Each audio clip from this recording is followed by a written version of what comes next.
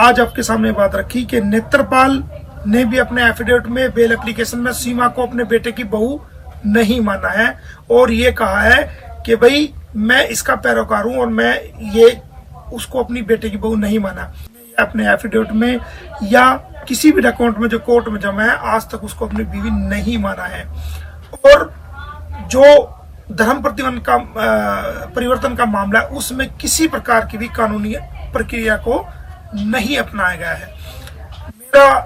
मेरा आपके सामने बयान देने का मकसद ये है कि आपको सही कानूनी जानकारी मिले और इतने टाइम से जो भारत के लोगों को बल्कि पूरी दुनिया के लोगों को गुमराह किया जा रहा था, सीमा द्वारा जो गुमराह किया जा रहा था, सचिन द्वारा, नेत्रपाल द्वारा और उनके भाई द्वारा जो गुमराह किया जा रहा था, उससे देश जो है वो देख रहा था कि ये क्या हो रहा है। अब जो कानूनी बातें हैं, जो अवेलेबल रिकॉर्ड है, कोर्ट का रिकॉर्ड है, उसके मुताबिक सारी चीजें आपके सामने आ गई हैं और ये अब आप फैसला करोगे कि सीमा गुलाम हैदर की वाइफ है या नहीं है, इनका धर्म परिवर्तन हुआ है नहीं हुआ है। कानून की नजर में इनका कोई धर्म परिवर्तन नहीं हुआ और ये आज तक भी पाकिस्तान की मुस्लिम समाज की रहने वाली एक महिला है और ये सब सारा आडंबर किया जा रहा है। भारत के लोगों को गुमराह करने के लिए ये सारा आडंबर किया जा रहा है।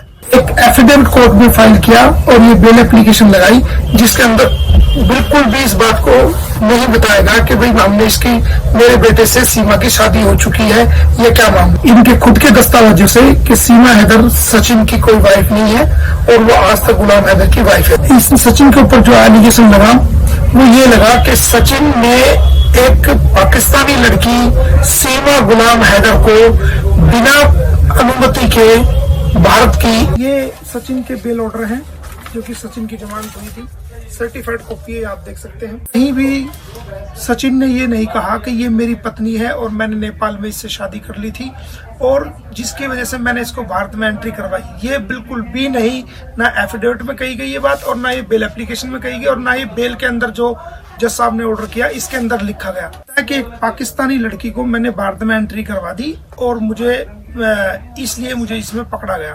कहीं भी इसको अपनी पत्नी करार नहीं देता, ये सचिन भी और उसका फादर भी अपने बेटे की पत्नी करार नहीं देता है। तो सचिन द्वारा भी जो कोर्ट में डॉक्यूमेंट दिए गए उससे क्लियर हो गया है कि सीमा हैदर जो है वो आज तक अभी तक कानून की नजरों में गुलाम हैदर की वाइफ है और सचिन मीना जो है इसका इलीगल फ्रेंड है जो कि इलीगल रिलेशन में कानून की नजरों में इसके साथ रह रहा है।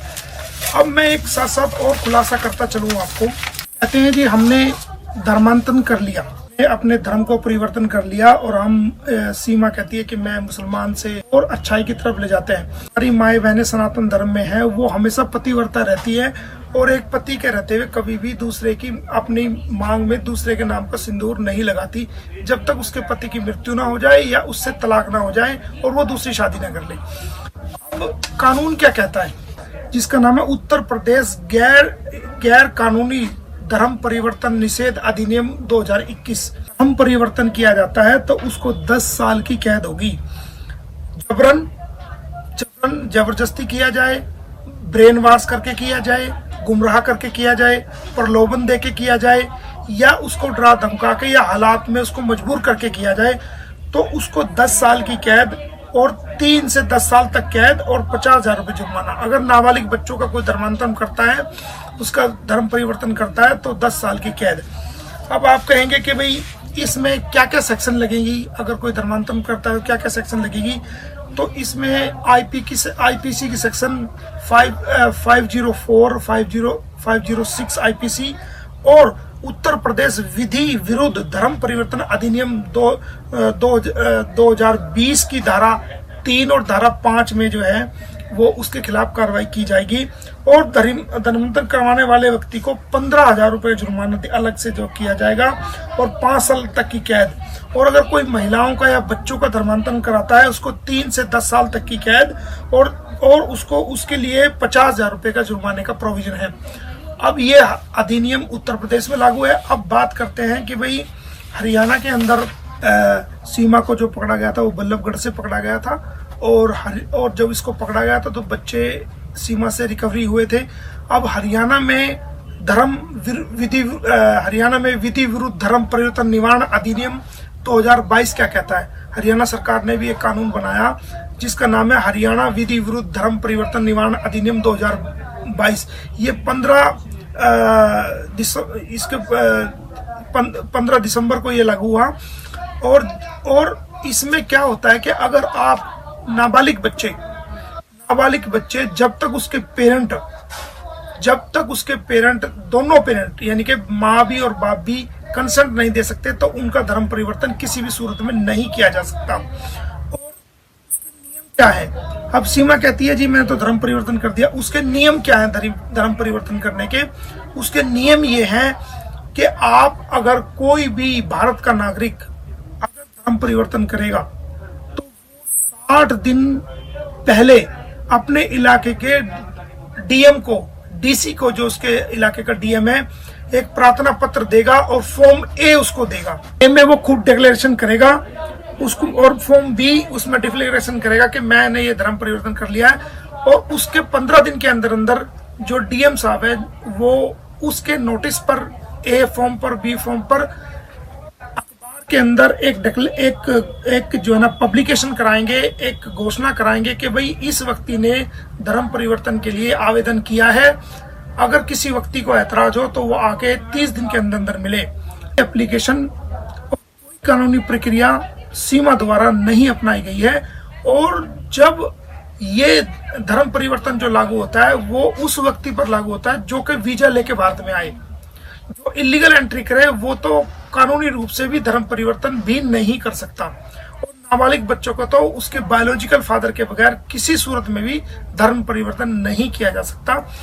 और इस मामले में सबसे पहली एफआईआर जो है वो एसजीएम नगर थाना फरीदाबाद में 8 जून 2022 को हुई थी, जिसके अंदर 3 साल से 10 साल तक का प्रोविजन है। इस हरियाणा में ये दर्ज हुई थी। और उत्तर प्रदेश के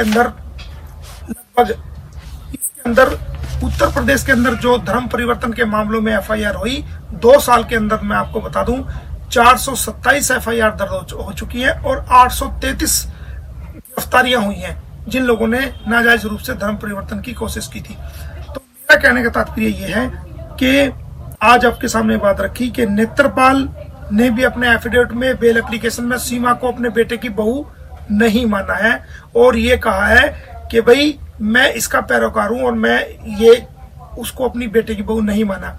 अपने एफिडेविट में या किसी भी डॉक्यूमेंट में जो कोर्ट में जमा है आज तक उसको अपनी बीवी नहीं माना है। और जो धर्म परिवर्तन का मामला है उसमें किसी प्रकार की भी कानूनी प्रक्रिया को नहीं अपनाया गया है। मेरा आपके सामने बयान देने का मकसद ये है कि आपको सही कानूनी जानकारी मिले। और इतने टाइम से जो भारत के लोगों को बल्कि पूरी दुनिया के लोगों को गुमराह किया जा रहा था, सीमा द्वारा जो गुमराह किया जा रहा था, सचिन द्वारा, नेत्रपाल द्वारा और उनके भाई द्वारा जो गुमराह किया जा रहा था, उससे देश जो है वो देख रहा था कि क्या हो रहा है। अब जो कानूनी बातें हैं, जो अवेलेबल रिकॉर्ड है, कोर्ट का रिकॉर्ड है, उसके मुताबिक सारी चीजें आपके सामने आ गई हैं। और ये अब आप फैसला करोगे कि सीमा गुलाम हैदर की वाइफ है या नहीं है, इनका धर्म परिवर्तन हुआ है या नहीं हुआ है। कानून की नजर में इनका कोई धर्म परिवर्तन नहीं हुआ और ये आज तक भी पाकिस्तान की मुस्लिम समाज की रहने वाली एक महिला है। और ये सब सारा आडंबर किया जा रहा है, भारत के लोगों को गुमराह करने के लिए ये सारा आडंबर किया जा रहा है। एक एफिडेविट कोर्ट में फाइल किया और ये बेल एप्लीकेशन लगाई, जिसके अंदर बिल्कुल भी इस बात को नहीं बताएगा कि भाई हमने मेरे बेटे से सीमा की शादी हो चुकी है, ये क्या मामला। इनके खुद के दस्तावेजों से कि सीमा हैदर सचिन की कोई वाइफ नहीं है और वो आज तक गुलाम हैदर की वाइफ है। इस सचिन के ऊपर जो एलिगेशन लगा वो ये लगा कि सचिन ने एक पाकिस्तानी लड़की सीमा गुलाम हैदर को बिना अनुमति के भारत की